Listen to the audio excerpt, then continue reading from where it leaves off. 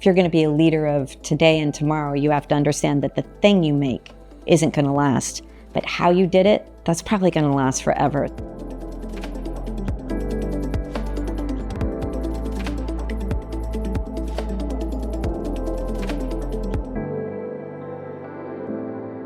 I think it's really important to ground yourself in who you are.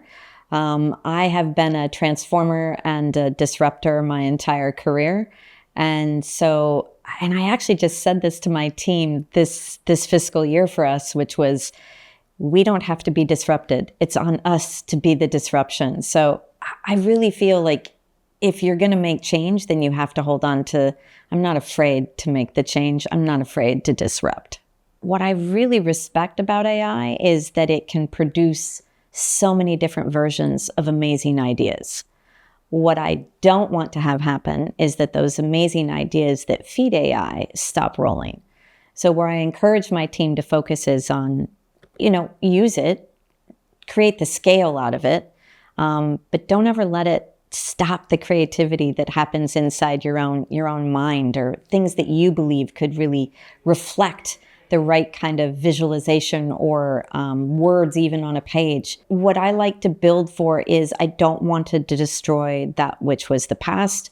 I'm always looking at what the future is. So if somebody took my seat tomorrow, I'm hoping that they look at it in the same way, which is, how do I perfect a state that is constantly moving forward, but allowing the things that were legacy, if they need to stay, and if they don't, then to just go ahead and move on. The CMO role of the future is open, and I have a vision for parts of it. I believe that not only is technology going to influence it, we're already seeing that change on demand orchestration, for instance, where it's less people and more agents. We're already seeing that in media, in comms, for instance, where aspects of marketing are really driven by AI. I think that the biggest role that the CMO can take is something that actually goes back to the very beginning of why we had CMO roles, and that's making markets. As far as I'm concerned, the CMO is the best person in an organization to not just define where you are or where you've been, but to be future forward and to identify the space that you can go play in, and to draw a red thread that through that story all the way through to where the future is going to be. I've been a CMO in several different companies. The two things that are always the same, though, is you're trying to make your mark. You're trying to build a brand. As a CMO, I've been at the helm of several companies who've gone through brand transformations.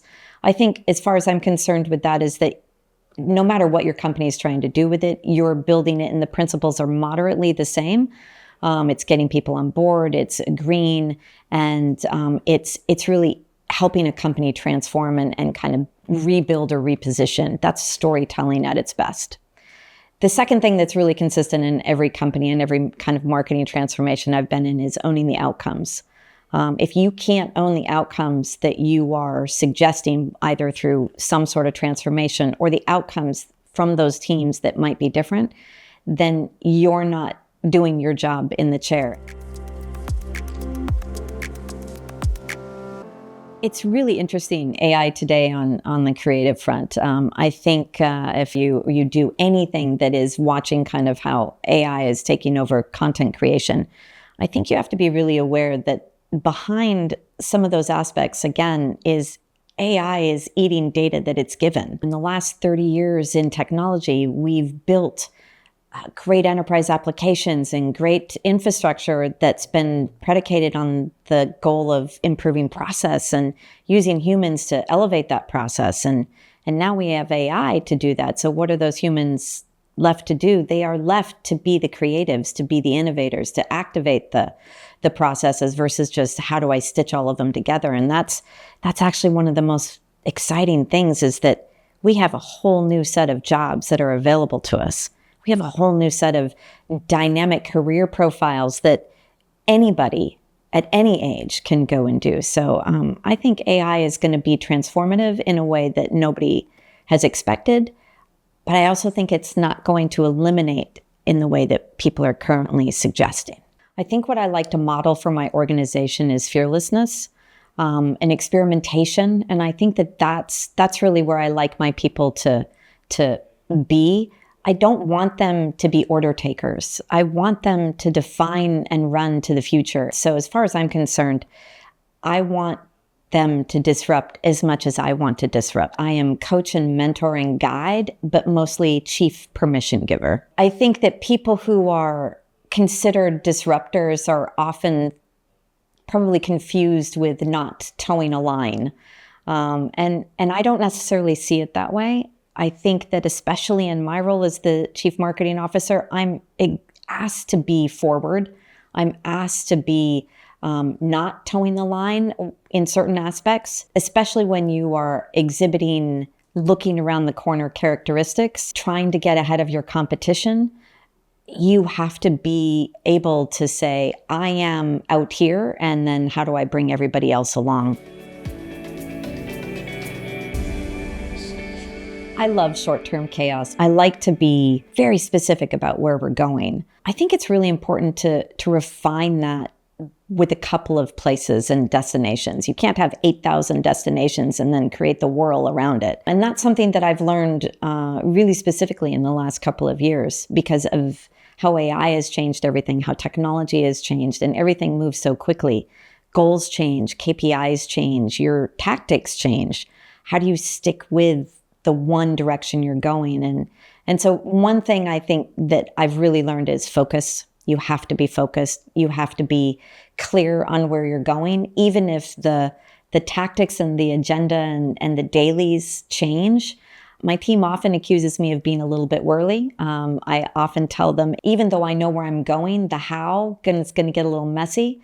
I've encouraged them to give me the one statement that says that I have permission to be part of the chaos, and that's use more words. So the more words I can use to be declarative on what I'm thinking, then the more consistent I know they're going to be in just achieving that one goal. So single goals, not multiples.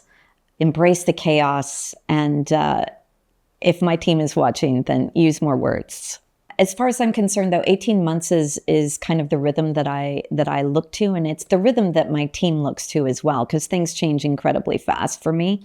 I want to beat my competitors. I want to be first out of the gate with messaging that's going to resonate. I want to meet all of my company goals in terms of revenue, of which I think that I am, as a chief marketing officer, a key driver of that for the company. So yeah, 18 months is a short target. That means you have to be clear, you have to be concise, and you have to be experimental. If it works, great, run faster. If it doesn't, pull it. Let's go find something else. I think leadership principles generally stay the same, and they should from generation to generation. We still look back at the icons in technology who built some of our most meaningful products today. And for those of us who've come up in tech, if you're going to be a leader of today and tomorrow, you have to understand that the thing you make isn't going to last, but how you did it, that's probably going to last forever. So be really aware of how you help people think and create, because that will determine the next generation of thinkers and builders. I think what marketers need to do is they need to, again, lean into how to be part of the end result. At the same time, you need to be willing to change and to disrupt everything that you're doing, from how you build websites, from how you build content, from how you build out journeys on media and communications, from how you design campaigns. All of these things can be ridiculously interesting and cool, but if you aren't reimagining that journey, then you're going to be behind. Don't be afraid to be at the table. Don't be afraid to lead. Don't be afraid to be the one who speaks up in the room to create the market.